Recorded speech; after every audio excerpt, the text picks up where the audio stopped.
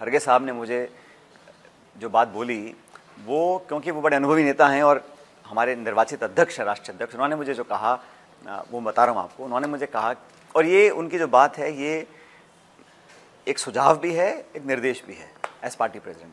उन्होंने कहा, सचिन अब आप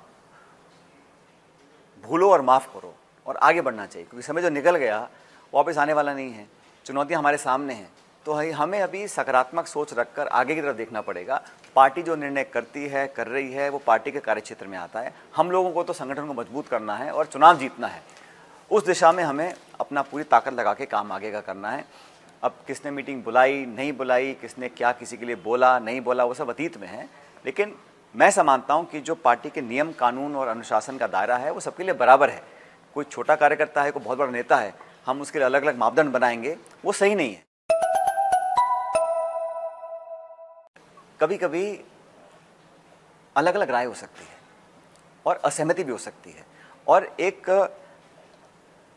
जीवंत राजनीतिक दल के अंदर ये चर्चाएं, ये संवाद, ये डिस्कशन अगर नहीं होते हैं तो फिर उस पार्टी में ऊर्जा भी नहीं रहती है। और किसी का विरोध हम लोग इसलिए नहीं करते हैं कि आपको मेरी शक्ल पसंद नहीं है, मुझे आपका शक्ल पसंद नहीं है। किसी से भी अगर असहमति होती है या मतभेद होते हैं तो इशू बेस्ड होते हैं। अगर इशू रिजॉल्व हो जाते हैं तो फिर अनबन का मतलब ही नहीं है। और जहाँ तक आपने गहलोत साहब की बात करी, अशोक गहलोत जी उम्र में मेरे से बड़े हैं, मेरे से ज़्यादा अनुभव उनको है, एक बड़ी जिम्मेदारी उनके कंधों पर है।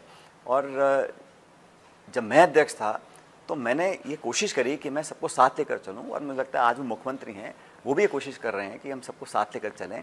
अगर कहीं थोड़ा आगे पीछे है भी तो मुझे लगता नहीं कि वो बहुत बड़ा इशू है, क्योंकि पार्टी और पब्लिक बहुत ज़्यादा महत्वपूर्ण है इंडिविजुअल से। इस बात को मैं भी समझता हूँ, वो भी समझते हैं। जो स्पष्टीकरण है वो खुद एआईसीसी की प्रेस कॉन्फ्रेंस में दिया गया, और ये कांग्रेस का कोई नई बात नहीं है। दशकों से किसी प्रदेश में कभी भी कांग्रेस पार्टी किसी एक चेहरे को लेकर चुनाव में उतरती नहीं है।